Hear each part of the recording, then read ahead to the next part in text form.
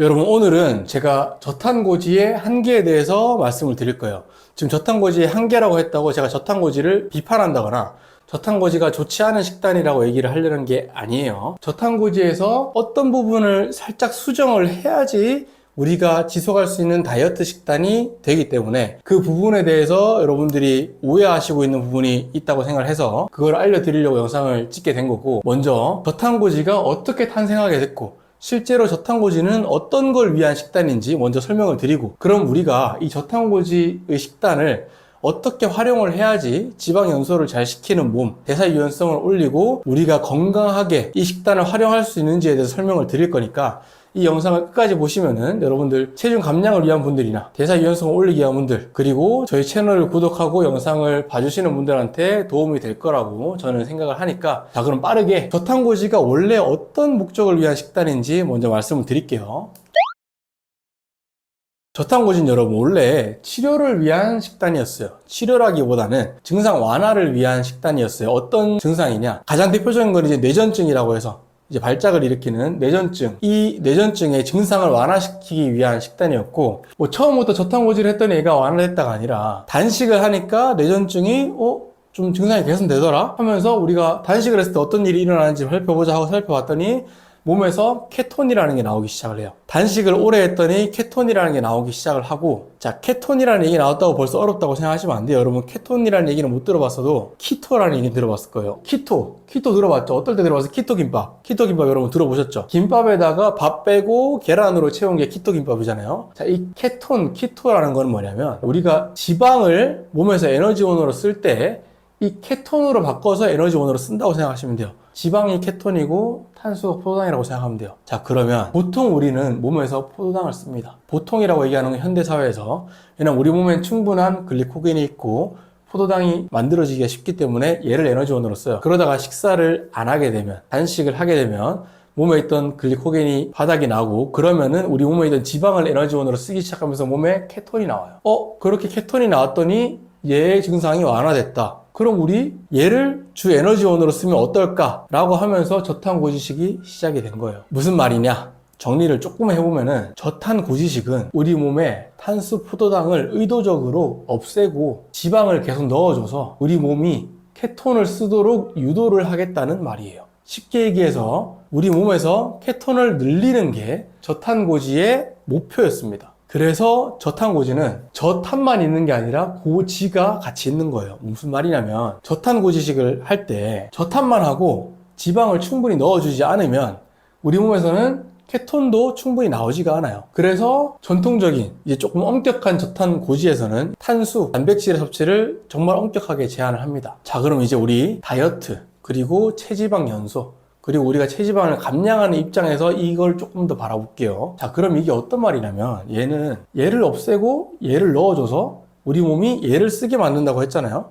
근데 이걸 유지하려면 고지를 계속 넣어줘야 돼요. 그럼 어떻게 되냐면 우리 몸에 있는 지방을 또 쓰겠지만 들어오는 고지방을 열로 써요.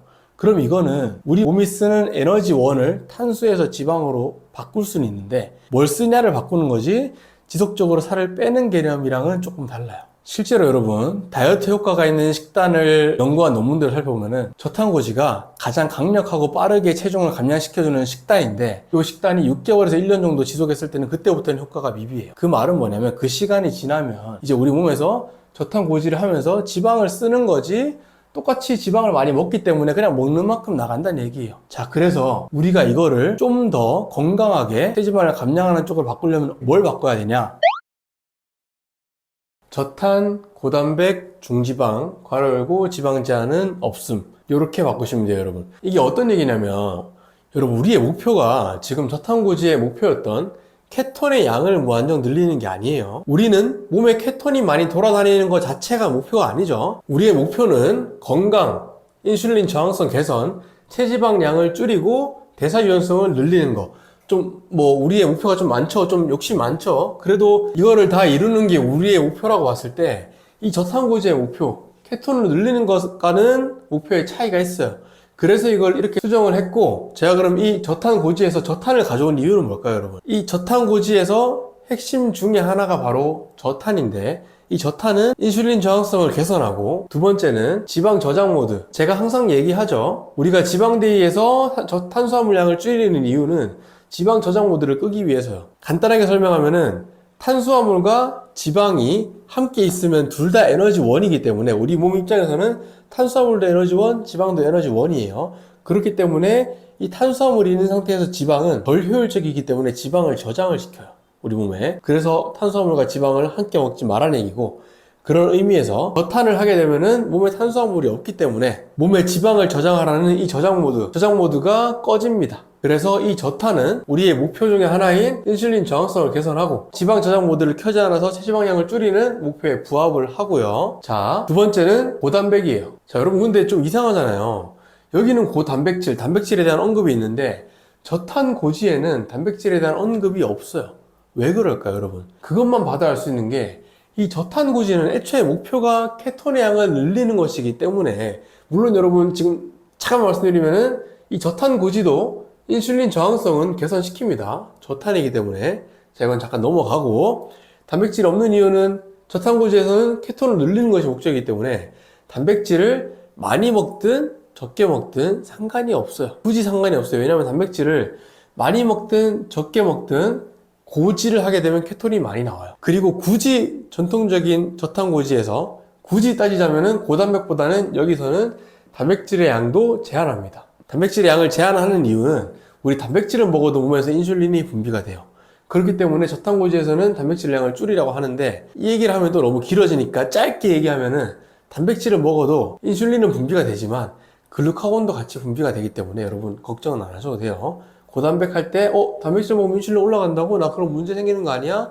인슐린 저항성 생기는 거 아니야? 이런 걱정은 안 하셔도 됩니다. 단지 여기서 고단백이 안 들어가 있는 이유가 목적 자체가 우리랑 다르기 때문이다.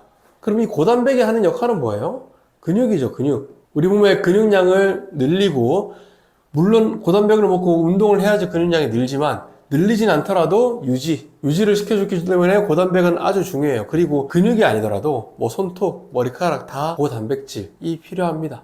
우리 몸을 구성하고 있는 구성 요소예요. 얘는 당연히 많이 먹어줘야 되고, 우리 왜 이런 말씀 들어봤죠? 다이어트 하다가 탈모온다. 이런 걸 보통 칼로리를 너무 많이 줄이고 단백질 섭취를 급하게 줄이면은 몸에서 구성 요소가 부족하기 때문에 그런 일이 생겨요. 그렇기 때문에 고단백은 근육량을 늘리고 유지하기 위해서 반드시 먹어줘야 되고, 두 번째는 포만감입니다. 자, 제가 포만감 그리고 칼로리라고 썼는데, 일단 포만감인 이유는 단백질이 소화되는데 오래 걸리기 때문에 단백질을 많이 먹었을 때 우리가 포만감을 오래 느낄 수 있어요. 그리고 두 번째, 단백질은 여러분 탄수화물, 단백질, 지방 중에 단백질이 소화되는데 가장 많은 칼로리를 소모합니다. 그러니까 단백질은 먹으면 이걸 우리가 흡수하는데 이미 에너지를 쓰기 때문에 사실 실제 칼로리보다 적어요. 근데도 포만감은 오래가기 때문에 얘는 우리가 원하는 체지방량을 줄이고 건강해지는 것에 상당히 연관이 있어요. 자, 그리고 마지막, 제가 지방에 대해서는 중지방이라고 적어놨어요.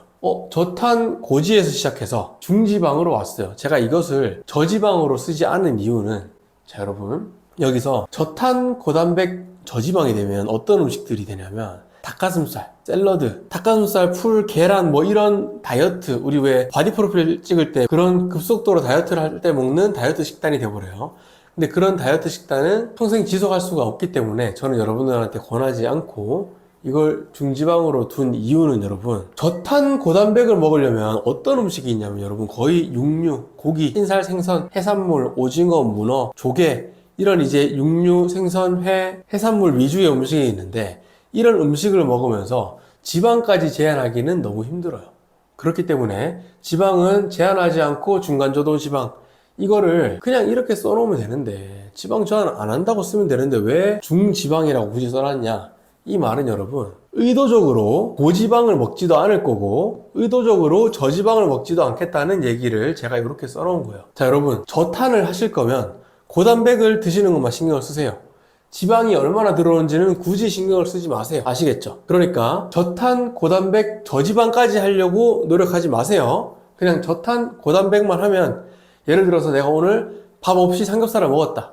그러면 저탄, 고단백에 뭐 중지방, 고지방 사이쯤 되겠죠? 그러면 괜찮은 거예요. 그냥 왜냐면 저탄이랑 고단백, 삼겹살을 먹었으니까 지방이 얼마나 들어오는지를 신경 쓰지 마시라고요. 그리고 또 반대로 저탄 고지에서 하는 것처럼 우리 고지방을 굳이 하지도 마시라고요. 굳이 내가 아침에 일어나서 버터를 한 숟갈을 퍼먹는다거나 나 저탄 고지해야 되니까 지방을 많이 섭취해야 돼 하고 지방을 굳이 많이 지방만 골라서 많이 넣지 마시라는 얘기예요.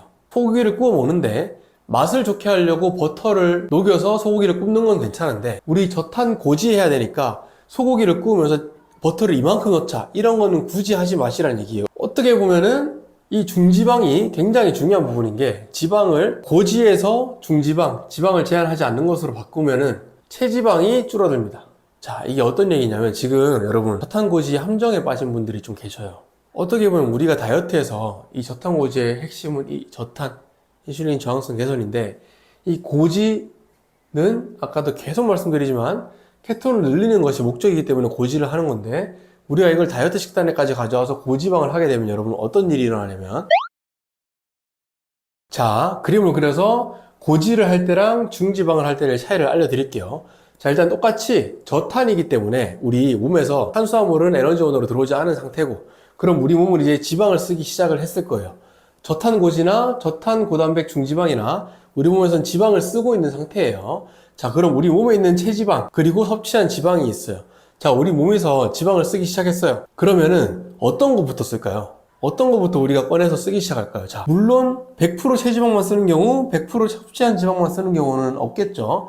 뭐 조금씩 나눠질 텐데 우리가 저탄고지를 하게 되면 섭취한 지방이 이만큼이에요. 그러면은 우리 몸에서 지방을 쓰기 시작했고 비율을 들어서 얘 빨대를 꽂아서 빨아먹으면서 쓰기 시작해요. 우리가 이걸 쓰기 시작하면은 섭취한 지방이 고지방 이만큼일 때는 얘를 다 써야지 얘를 써요. 왜냐면 몸 입장에서는 섭취한 지방이라는 것 자체가 혈관 속에 지방이 다니고 있다는 얘기예요. 자, 그러면 혈관 속에 지방이 다니고 있는 이 상태에서 몸을 지방을 태워서 쓰기 시작하면은 얘를 먼저 써요. 그리고 나서 얘를 다 쓰고 나면은 얘로 넘어와요. 아주 간단하게 아주 이해하기 쉽게 말씀드리자면 그래요. 근데 이게 고지방이다. 그러면은 우리가 지방을 쓰는 몸이 됐다고 하더라도 내가 먹은 지방이 많으면 이걸 쓰는데 한참 걸려요. 이까지 바톤이 넘어오는 경우가 있으면 좋은데 없을 때도 많다는 얘기. 근데 우리가 스트레스 받지 않고 이렇게 식단을 하면서 고지방보다는 중지방, 그러니까 내가 일부러 지방을 찾아 먹지 않으면은 섭취한 지방이 이거보다는 조금 적은 한 요 정도 되겠죠? 요 정도라고 할게요. 요 정도 되면은 요 정도를 쓰고 나면은 오늘 쓸 할당량 이만큼이 있으면 이 내가 먹은 거 빼고 이 남는 부분, 모자란 부분은 여기서 빼서 쓴다고, 이 체지방에서. 자, 이해되셨나요? 자, 그러니까 이게 우리가 여태까지 저탄고지 다이어트, 뭐 삼겹살 마음껏 드세요, 뭐 버터를 드세요, 다 좋아요. 다 틀린 얘기 아니고 저탄고지 식단이 잘못된 건 아니에요. 그리고 이 저탄고지의 식단이라는 게 제가 처음부터 말씀드리지만 이 케톤을 높여서 어떤 증상의 완화를 위해서 쓰였던 식단이기 때문에 다이어트랑 접근했을 때랑은 조금 차이가 있어요. 이런 식단을 우리 어떻게 조금 바꾸자고요? 저탄 그대로 가지고 와요. 그리고 단백질 그대로 가지고 와요. 이게 진짜 위험한 게 아까도 잠깐 얘기했지만 전통적인 저탄고지에서 이 단백질 자체를 적게 먹으라고 얘기하는 저탄고지도 있어요. 근데 여러분 절대 안 됩니다. 여러분의 목적이 뇌전증의 증상을 완화시키는 것이라면은 말이 되지만 여러분의 목적이 건강하게 인슐린 저항성을 개선하고 체지방을 낮추고 대사 유연성을 확보하는 것이라면은 단백질은 무조건 충분히 섭취해 주셔야 돼요. 그리고 지방을 저지방까지 하라고 제가 말씀을 안 드릴게요. 중지방. 지방은 그냥 신경 쓰지 말고 들어오면 들어오는 대로, 뭐 오늘 예를 들어서 내가 그냥 닭가슴살이 먹고 싶어서 먹을 때도 있고 닭 안심이 먹고 싶어서 지방이 적은 부위 흰살 생선 광어회를 먹고 싶어서 먹을 때가 있잖아요. 그럴 땐 지방을 적게 먹는 거고, 뭐 삼겹살을 먹게 되면 지방을 좀 많이 먹는 거고, 그냥 이거 두 개만 맞추면은 지방은 따라오든 말든 그냥 두시라는 얘기예요. 자, 여러분 이해되셨나요? 오늘은 저탄고지의 한계, 제가 한계라고 조금 자극적으로 표현을 했지만 저도 저탄고지를 굉장히 오래 했던 사람이고, 이 저탄고지를 하면서 저는 제 나름대로 여러 가지 실험을 하면서 이 저탄고지가 일으킬 수 있는 문제를 개선하려면 우리가 어떻게 해야 될까? 나는 지금 근육이 많은 채로 날씬해지는 게 목표인 사람인데 내가 이것을 활용하려면 어떻게 해야 될까를 많이 고민하고 연구하면서 이런 결론에 도달을 한 것이고, 1년 365일 이 식단만 해도 문제가 생겨요. 왜냐면 이 저탄이라는 것 때문에 문제가 생길 수 있어요, 이 식단도. 그래서 제가 하나 더 추가적으로 도입을 한 게 탄수데이라는 거예요. 여러분 제 영상을 오늘 이 영상만 보신 분들은 제가 지금 무슨 말을 하는지 좀 이해가 안 되실 수도 있는데, 저는 지금 저탄 고단백 중지방으로 먹는 지방데이와 고탄, 탄수화물과 고단백, 단백질과 저지방, 지방을 줄이는, 제한하는 탄수데이라는 식단으로 이렇게 두 가지를 하이브리드로 병행해서 다이어트를 진행하고 있고, 다이어트가 끝난 후에 행복하게 유지하고 있는 중입니다.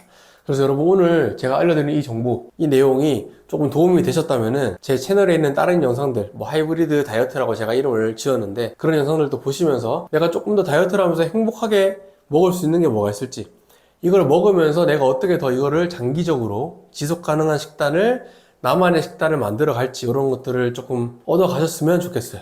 자, 여러분, 오늘 또 영상 보신다고 수고 많으셨고, 전직 100kg 비만 한의사였던, 현재는 2년 반째 체지방률 9%로 건강하게 살아가고 있는 한의사 이종식이었습니다. 감사합니다.